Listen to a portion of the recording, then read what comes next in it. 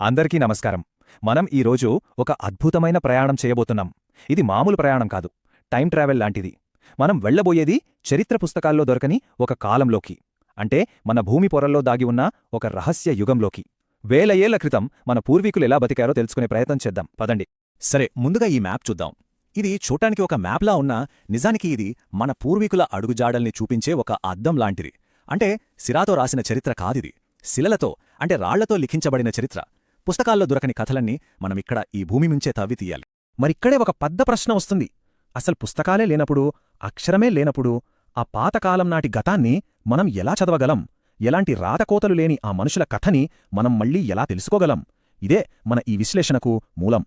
అక్కడే మనకు పురావస్తు శాస్త్రం అంటే ఆర్కియాలజీ సాయపడుతుంది. ఆర్కియాలజిస్టులుంటారు కదా, వాళ్ళు అచ్చం డిటెక్టివ్ల లాంటివాళ్లు. భూమిలో దొరికే ప్రతి చిన్న వస్తువు, ప్రతి ఆధారాన్ని పట్టుకుని మన పూర్వీకుల జీవితం ఎలా ఉండేదో అనే చిత్రాన్ని గీస్తారు. సరే, మరి మనం కూడా వాళ్లతో కలిసి ఈ గతాన్ని ఎలా కలిపి చూస్తారో తెలుసుకుందాం. చరిత్ర పూర్వ యుగం అంటే ఏంటి? సింపుల్గా చెప్పాలంటే మనుషులకి రాయడం తెలియని కాలం. ఆ కాలానికి సంబంధించిన ఎలాంటి రాత పుస్తకాలు మనకు దొరకవు. మరి వాళ్ల గురించి మనకెలా తెలుస్తుంది? వాళ్లు వాడి పక్కన పడేసిన వస్తువుల్నుంచే. వాళ్లు వాడిన రాతి పనిముట్లు, పగిలిపోయిన కుండపెంకులు, ఇవే మనకు వాళ్ల జీవితం గురించి చెప్పే ఒక్కో పేజీ, ఒక్కో అధ్యాయమన్నమాట. సరే, మరి ఆ ఆధారాలేంటి? ఇక్కడ చూస్తే రాతి పనిముట్లు, పాత కుండలు, వాళ్లు తయారుచేసిన కళాఖండాలు, తర్వాత కాలంలో వాడిన లోహపు వస్తువులు, వాళ్లు నివసించిన ప్రాంతాలు, ఇలాంటివన్నీ. ఇవి ఉత్త వస్తువులు కాదండోయ్, మన గడిచిపోయిన చరిత్రకు అవే సాక్ష్యాలు. ఒక్కో వస్తువు వాళ్ల జీవితం గురించి, వాళ్ల టెక్నాలజీ గురించి, బతకడానికి వాళ్లు ఎంత కష్టపడ్డారో అనే కథలని మనకు చెప్తుంది.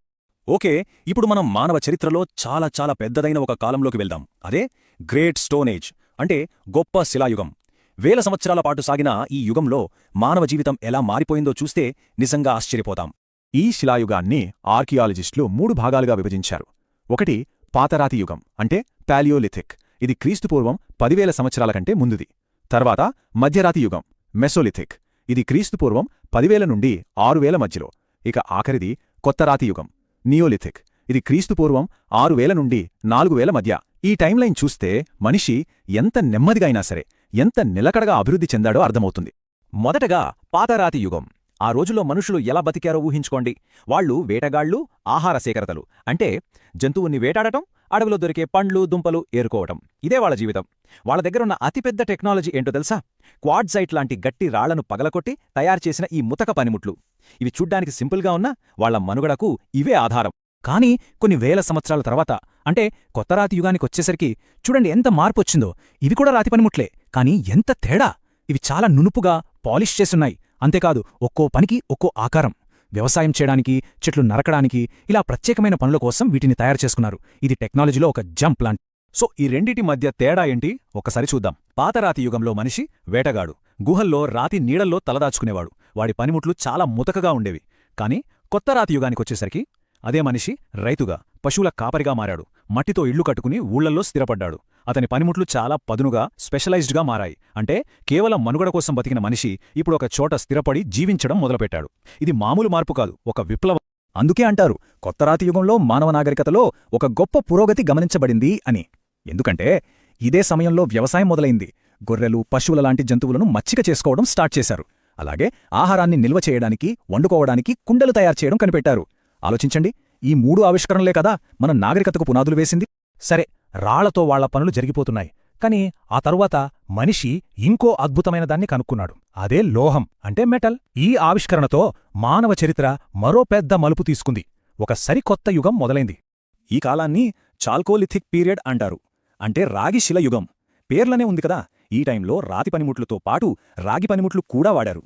ఇది శిలాయుగానికి, లోహయుగానికి మధ్య ఒక బ్రిడ్జ్ లాంటిది. రాళ్లని కరిగించి లోహాన్ని తీయొచ్చు అనే టెక్నాలజీ కనిపెట్టడం సమాజాన్ని పూర్తిగా మార్చేసింది. అసలు రాళ్లను కరిగిస్తే లోహం వస్తుంది అని కనిపెట్టినప్పుడు ఏం జరిగి ఉంటుంది? కేవలం బలమైన పనిముట్లు, ఆయుధాలు మాత్రమే కాదు, అందమైన కళాఖండాలు కూడా తయారు చేయడం మొదలుపెట్టారు. అంతేకాదు, ఈ రాగిలాంటి లోహాల కోసం జనాలు చాలా చాలా దూర ప్రాంతాలకు ప్రయాణాలు చేసేవాళ్లు. దీనివల్ల వేర్వేరు ప్రాంతాల మధ్య సంబంధాలు పెరిగాయి, కొత్త సాంస్కృతిక బంధాలు ఏర్పడ్డాయి. సో వ్యవసాయం, స్థిర నివాసం, లోహాల వాడకం, ఇలా వేల సంవత్సరాలుగా జరుగుతున్న ఈ పురోగతి అంతా కలిసి ఒక అద్భుతానికి దారితీసింది. ప్రపంచంలోనే అత్యంత పురాతనమైన, గొప్ప నాగరికతలలో ఒకటైన సింధు నాగరికత పుట్టుకకు ఇదే పునాది వేసింది. చూడండి, మనిషి ఎప్పుడూ నీటి దగ్గరే బతకాడు. నదీ లోయలే వాళ్లకు జీవనాధారం. ఒకప్పుడు రాతియుగం మనుషులకు ఆశ్రయమిచ్చిన అవే నదీ లోయలు ఇప్పుడొక పెద్ద గొప్ప నాగరికతకు పుట్టినిళ్లుగా మారాయి.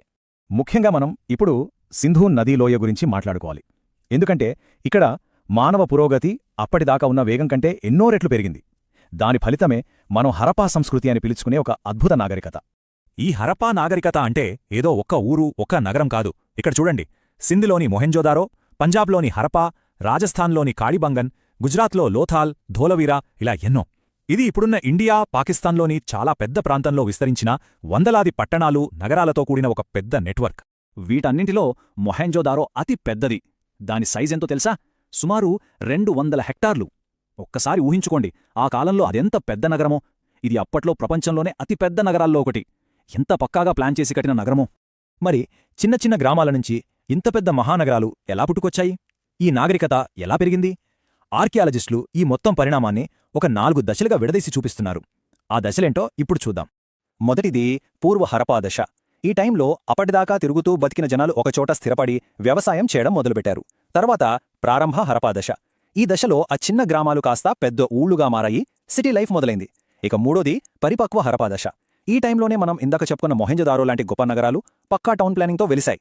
చివరిగా నాలుగోది చివరి హరప్పా దశ. ఈ దశలో ఆ గొప్ప నాగరికత మెల్లగా క్షీణించడం మొదలైంది. చూడండి, ఒక సింపుల్ వ్యవసాయ సమాజం నుంచి ఒక గొప్ప నాగరికతగా ఎదిగి చివరికి ఎలా కనుమరుగైపోయిందో. ఈ ప్రయాణం ఇప్పటికీ మనల్ని ఆశ్చర్యపరుస్తూనే ఉంటుంది. అంత పెద్ద నాగరికత చివరికి ఏమైపోయింది? ఎలా అంతరించిపోయింది? ఈ ప్రశ్నకు ఇప్పటికీ సరైన సమాధానం దొరకలేదు. ఇదొక పెద్ద మిస్టరీ. ఇది మనకేం గుర్తుచేస్తుందంటే, మన చరిత్రలో మనం చదివిన దానికంటే ఇంకా భూమి లోపల దాగి ఉన్న కథలే ఎక్కువ. చెప్పబడటానికి వేచి ఉన్న ఆ కథలు ఇంకా ఎన్నో ఉన్నాయి. వాటిని వెలికితీసే ప్రయాణం ఇంకా ముగియలేదు.